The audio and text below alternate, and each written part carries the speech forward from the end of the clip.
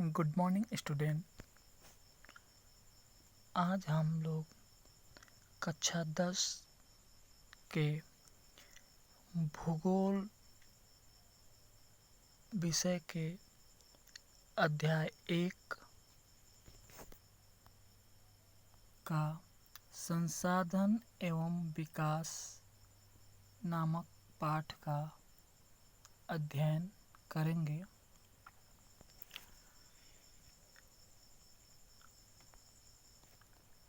सबसे पहले तो इस पाठ में संसाधन के बारे में बताया गया है कि संसाधन क्या होता है। सबसे पहले हम संसाधन के बारे में जानेंगे। जैसे संसाधन पर्यावरण में उपलब्ध वे सभी वस्तुएं जिनमें मानवीय आवश्यकताओं की पूर्ति की क्षमता होती है, संसाधन कहलाते हैं। संसाधन यानी कि हमारे पर्यावरण में उपलब्ध प्रत्येक वस्तु जो हमारी ज़रूरतों को पूरा करने के लिए प्रयोग की जा सकती है, वह एक संसाधन है। हमारे पर्यावरण में उपलब्ध प्रत्येक वस्तु जो हमारी ज़रूरतों को पूरा करने के लिए प्रयोग की जा सकती है, वह एक संसाधन है। जैसे मान लीजिए कि अगर हमें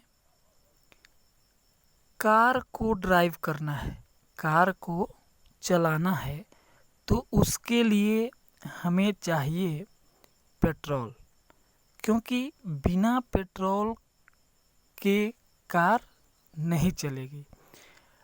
अगर पेट्रोल हमारे ज़रूरतों को पूरा करता है तो पेट्रोल हमारे लिए क्या है? संसाधन है। ठीक उसी प्रकार उद्योगों के अंदर अगर हमें धातु को पिघलाना है तो उसके लिए चाहिए हमें कोयला। जैसे उद्योग धंधों में जो भी कल कारखाने चलते हैं, उसमें बहुत सारे तरह तरह के धातुएं पिघलाए जाते हैं। तो वो धातुएं किस चीज़ के द्वारा पिघलाए जाते हैं? कोयला के द्वारा। और अगर कोयला हमारी ज़रूरतों को पूरा कर रहा है तो कोयला क्या है? संसाधन है। लेकिन इसके साथ साथ एक शर्त और होती है कि हम संसाधन उन्हीं चीज़ों को कहेंगे कि उनका प्रयोग करने के लिए हमारे पास किसी न किसी प्रकार की टेक्नोलॉजी होनी चाहिए। बिना टेक्नोलॉजी के द्वारा हम संसाधन का प्रयोग नहीं कर सकते हैं। जैसे उदाहरण के लिए मान लीजिए कि ज़मीन है और ज़मीन के अंदर तेल या खनिज तेल है। अगर हमारे पास इसको निकालने के लिए टेक्नोलॉजी नहीं है, यानी कि ज़मीन के अंदर से तेल को निकालने के लिए हमारे पास कोई टेक्नोलॉजी नहीं है, तो क्या यह हमारे किसी काम का हो सकता है? और अगर ये हमारे काम का नहीं है तो यह हमारे लिए संसाधन नहीं कहलाएगा। यानी कि संसाधन वो है जिनका प्रयोग हम अपनी टेक्नोलॉजी से कर सकते हैं। अगर हम इसको ज़मीन से निकाल कर प्रयोग कर रहे हैं, यानी कि तेल को निकाल कर अगर हम ज़मीन के अंदर से अपने लिए प्रयोग कर रहे हैं तो वह हमारे लिए क्या होगा? संसाधन होगा। अगर वो हमारे लिए प्रयोग में नहीं आ रहा है, यानी उसका हम प्रयोग नहीं कर पा रहे हैं, तो हमारे लिए वो संसाधन नहीं होगा। अब जैसे आपको इस फिगर के द्वारा समझाया गया है, एक कार में पेट्रोल भरते हुए दिखाया गया है, दूसरी तरफ आपको कोयला दिखाया गया है। अब आगे बढ़ते हैं कि संसाधन के प्रकार। संसाधन कितने प्रकार के होते हैं, कौन कौन से होते हैं, उसके बारे में हम थोड़ा बहुत जानकारी करेंगे। संसाधनों के प्रकार। संसाधनों को प्राकृतिक एवं मानवीय आधार पर वर्गीकृत किया जाता है, जिनका विवरण निम्नलिखित है। संसाधनों को दो आधारों पर वर्गीकरण किया जाता है, एक मानवीय और दूसरा प्राकृतिक। इसमें पहला है उत्पत्ति के आधार पर। उत्पत्ति के आधार पर। दूसरा है समाप्यता के आधार पर। और तीसरा है स्वामित्व के आधार पर। चौथा है विकास के स्तर के आधार पर। यानी कि मुख्य रूप से 4 प्रकार के संसाधन पाए जाते हैं। इसमें पहला है उत्पत्ति के आधार पर।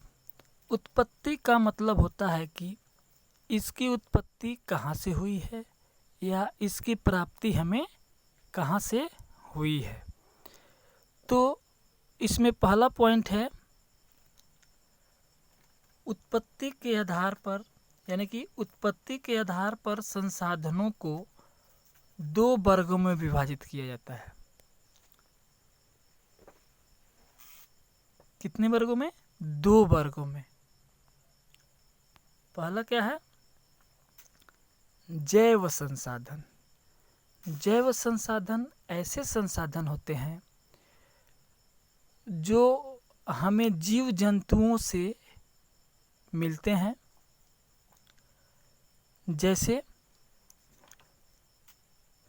मनुष्य, पशुधन, वनस्पति एवं जीव इत्यादि। पशुओं में आपको उदाहरण के रूप में एक पशु का नाम मैं बताता हूँ, जैसे भेड़ का।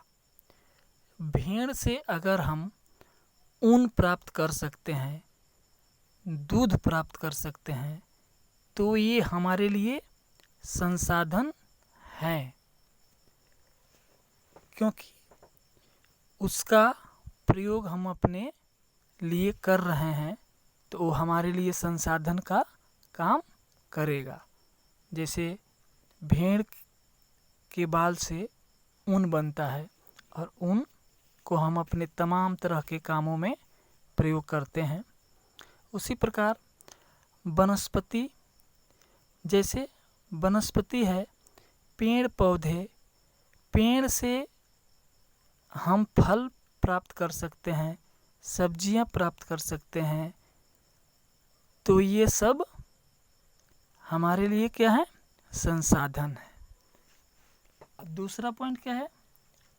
अजैव संसाधन। अजैव संसाधन वे संसाधन होते हैं जो निर्जीव वस्तुओं से बनते हैं और निर्जीव वस्तुओं से प्राप्त होते हैं अजैव संसाधन कहलाते हैं, जैसे मृदा, धातुएं, चट्टानें। इस प्रकार के संसाधन अजैव संसाधन कहलाते हैं। जैसा कि आप सभी जानते हैं कि चट्टानों में जान नहीं होती, यानी कि चट्टानें निर्जीव होती हैं, और धातुएं जैसे सोना और लोहा ये सब भी निर्जीव वस्तुएं होती हैं। जब हम खान में से सोने को खोद कर निकालते हैं तो उसका रूप कुछ अलग होता है। उसके बाद उसको फैक्ट्री में ले जाया जाता है और फिर उसका रूप बदला जाता है। जैसे खदान से निकाल करके सोना या लोहा को फैक्ट्रियों में ले जाता है, उसको अलग अलग ढंग से उसको अलग रूप दिया जाता है।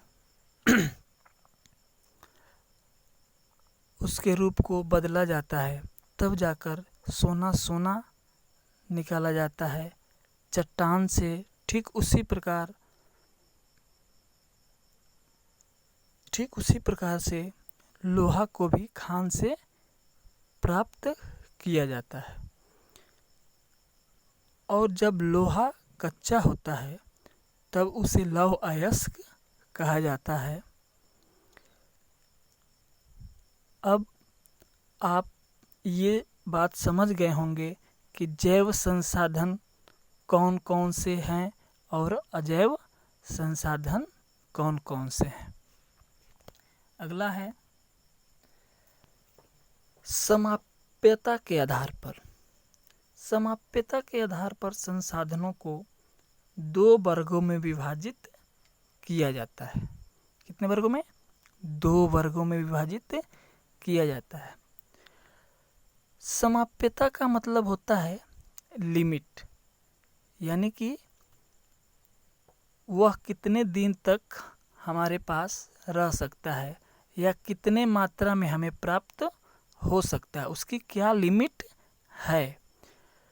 जैसे कि जिस संसाधन को हम यूज कर रहे होते हैं तो क्या वह कभी खत्म होगा कि क्या वह कभी खत्म नहीं होगा, यानी कि उसकी लिमिट क्या है, खत्म होने वाला है कि वह आजीवन चलने वाला है।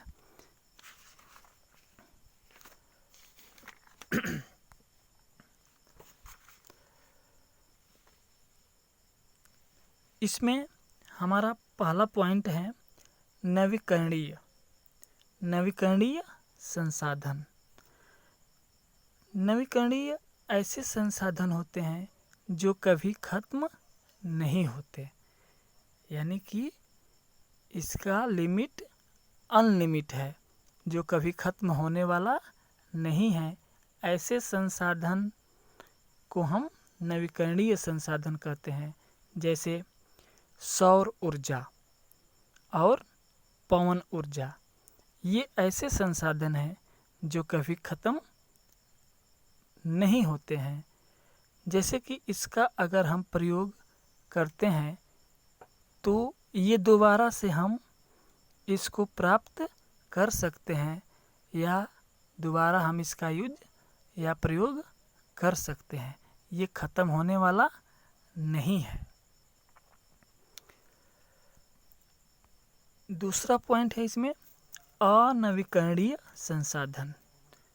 अनवीकरणीय संसाधन ये ऐसे संसाधन हैं जिनका हम एक बार प्रयोग कर लिए तो दोबारा हम इसका प्रयोग नहीं कर सकते हैं। अनवीकरणीय संसाधन का एक बार प्रयोग कर लेने के बाद उसका हम दोबारा प्रयोग नहीं कर सकते हैं, क्योंकि इन संसाधन को बनने में बहुत लंबा समय लग जाता है। जैसे खनिज एवं जीवाश्म इसके उदाहरण हैं। मान लीजिए कि जैसे कोयला हो गया, पेट्रोल हो गया, अगर कोयले को हम एक बार प्रयोग कर लेते हैं तो वह जलकर राख बन जाता है। तो हम राख को तो दोबारा प्रयोग करते नहीं हैं, वो तो हमारे लिए रॉ मटेरियल हो जाता है, उसका हम दोबारा कोई प्रयोग नहीं करते हैं, यानी कि कोयला जलकर राख हो जाता है, इसलिए उसका हम दोबारा प्रयोग नहीं कर पाते हैं और दोबारा से हम इसका प्रयोग नहीं कर पाते। ठीक उसी प्रकार पेट्रोल है।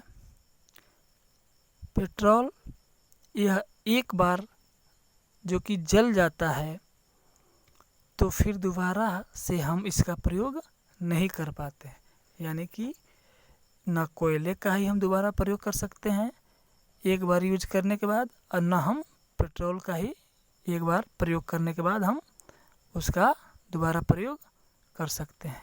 इसलिए कोयला और पेट्रोल ये अनवीकरणीय संसाधन के दो मुख्य उदाहरण हो सकते हैं। अगला है स्वामित्व के आधार पर। स्वामित्व के आधार पर संसाधनों को 4 वर्गों में वर्गीकृत किया जाता है। कितने वर्गों में? 4 वर्गों में वर्गीकृत किया जाता है। पहला है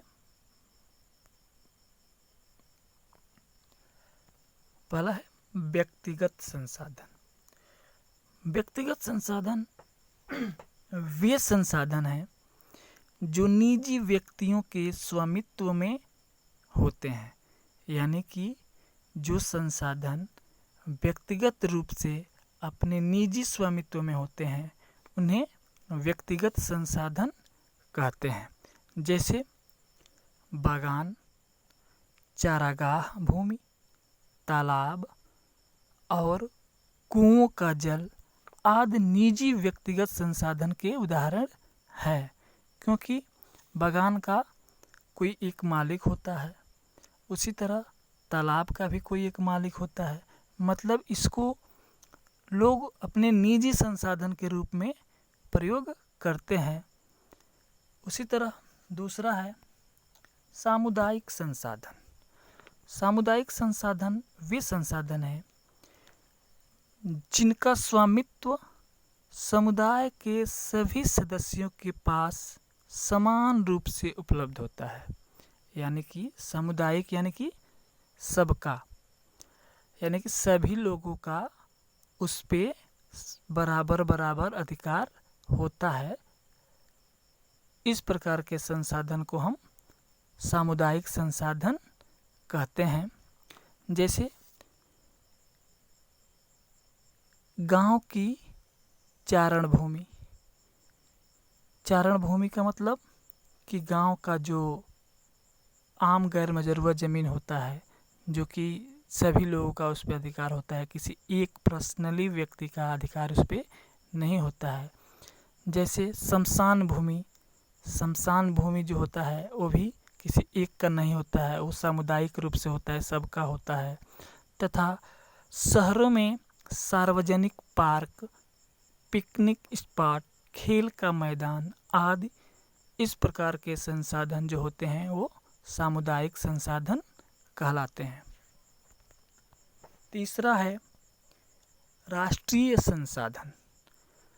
राष्ट्रीय संसाधन वे संसाधन हैं जो तकनीकी स्तर पर देश में पाए जाने वाले संपूर्ण संसाधन राष्ट्रीय संसाधन कहलाते हैं।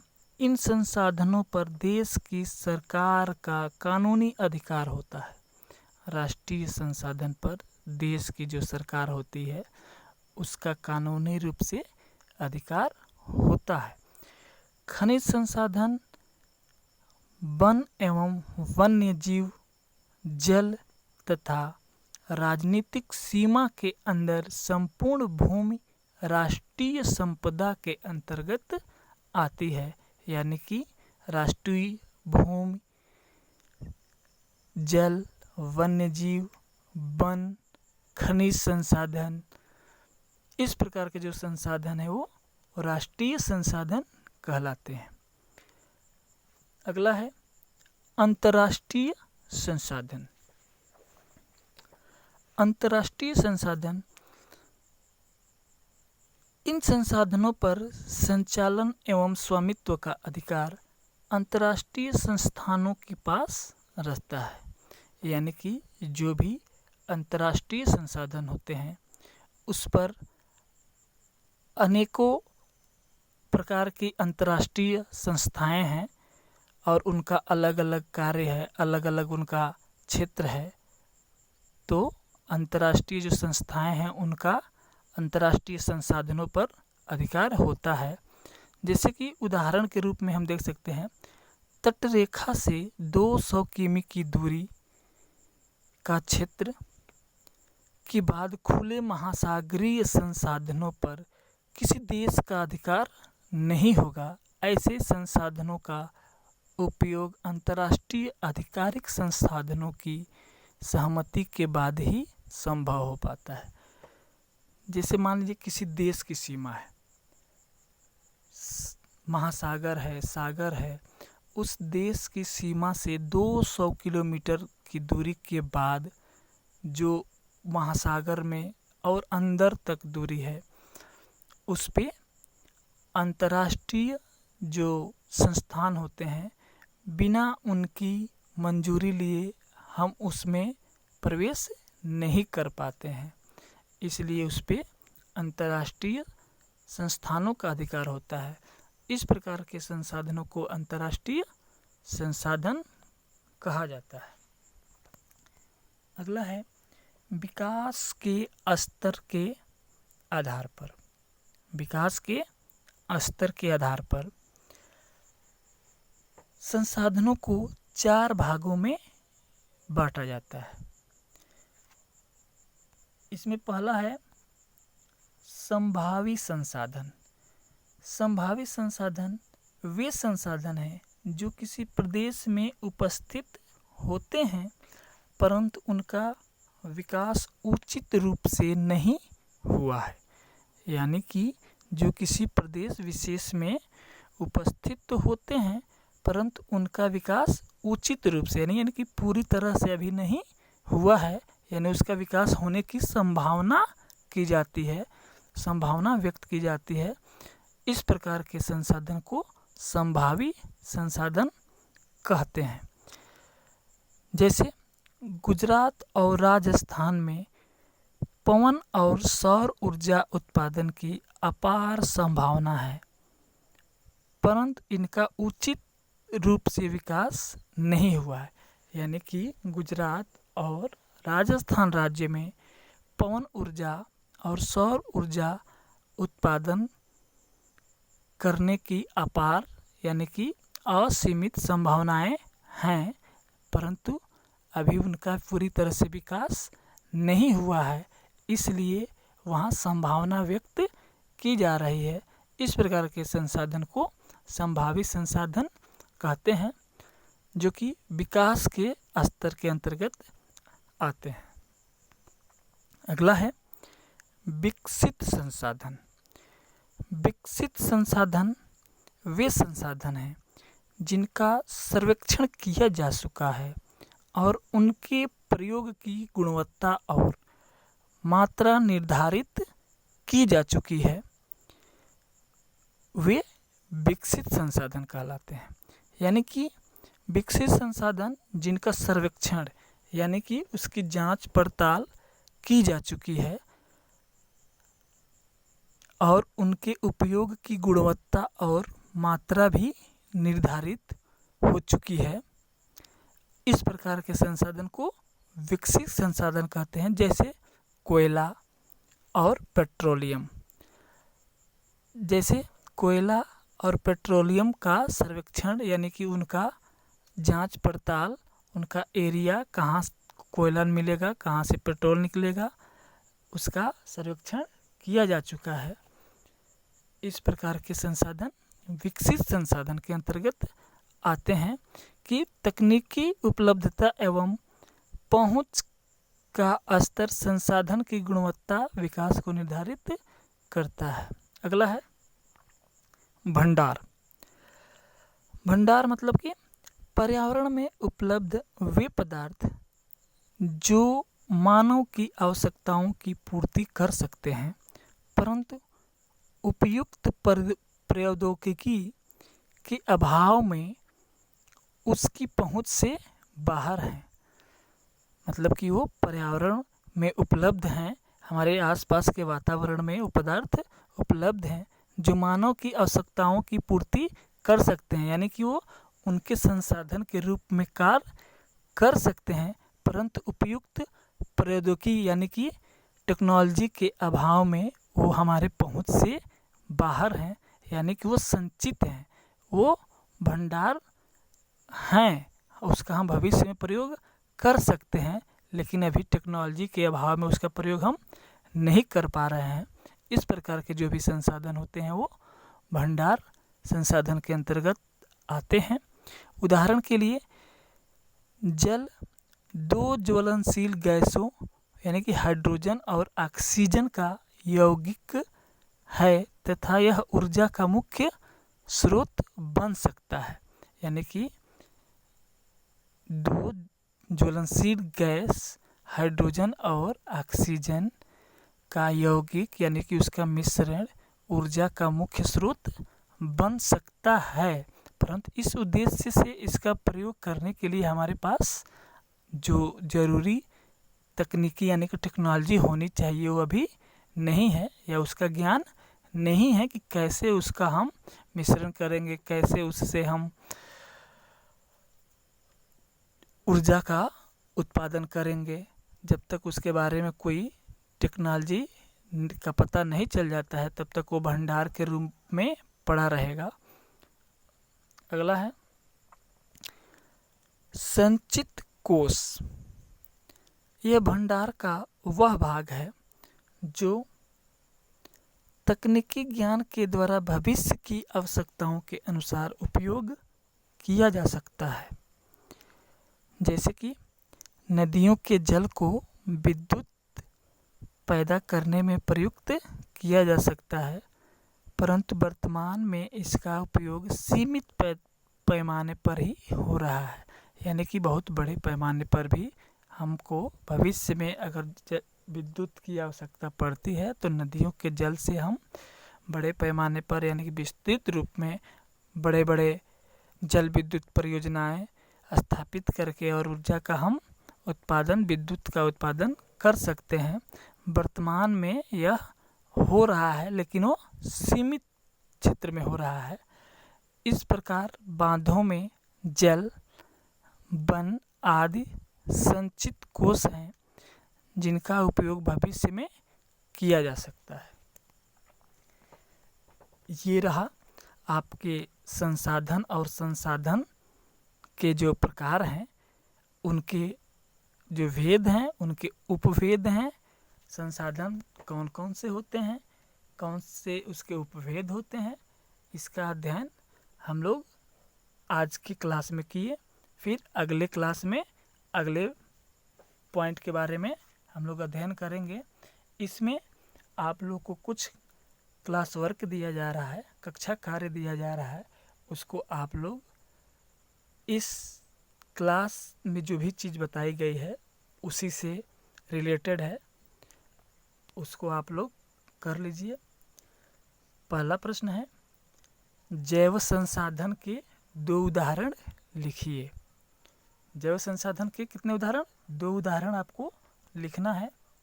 दूसरा प्रश्न है नवीकरणीय ऊर्जा के स्रोत कौन कौन से हैं।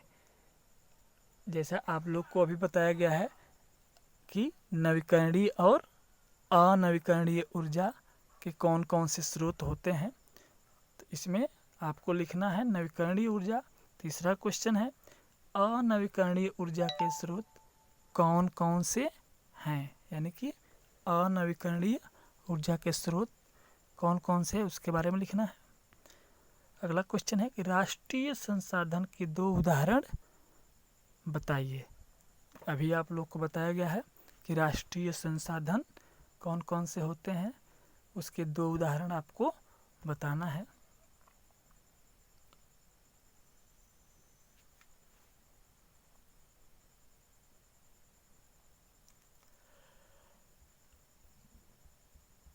पहला है जैव संसाधन के दो उदाहरण, वनस्पति और प्राणी, यानी कि जीव, पशु। दूसरा है नवीकरणीय ऊर्जा के स्रोत कौन कौन से हैं? सौर ऊर्जा और पवन ऊर्जा नवीकरणीय ऊर्जा के स्रोत हैं जो कि वो समाप्त नहीं होते हैं, जिसका प्रयोग हम दोबारा कर सकते हैं। तीसरा है अनवीकरणीय ऊर्जा के स्रोत, यानी कि पेट्रोल और डीजल, जो कि एक बार प्रयोग कर लेने के बाद दोबारा उसका प्रयोग हम नहीं कर पाते हैं। और अगला प्रश्न का उत्तर है राष्ट्रीय संसाधन के दो उदाहरण, यानी कि वन, वन्यजीव, सड़क, ये सब राष्ट्रीय संसाधन के अंतर्गत आते हैं। अब आगे है आप लोग का गृह कार्य। गृह कार्य में आप लोग का पहला प्रश्न है संसाधन से क्या तात्पर्य है। दूसरा है भंडार से क्या आशय है। तीसरा प्रश्न है उत्पत्ति के आधार पर संसाधनों को कितने भागों में विभाजित किया जाता है। और चौथा क्वेश्चन है विकसित संसाधनों के कोई दो उदाहरण बताइए। ये 4 क्वेश्चन आप लोग के गृह कार्य में होमवर्क में दिया जा रहा है। इसको आप लोग कॉपी पे नोट करके लिख करके और नोट्स बनाएंगे। इस क्लास में इतना ही, फिर आपको अगले क्लास में बताया जाएगा। तब तक के लिए धन्यवाद।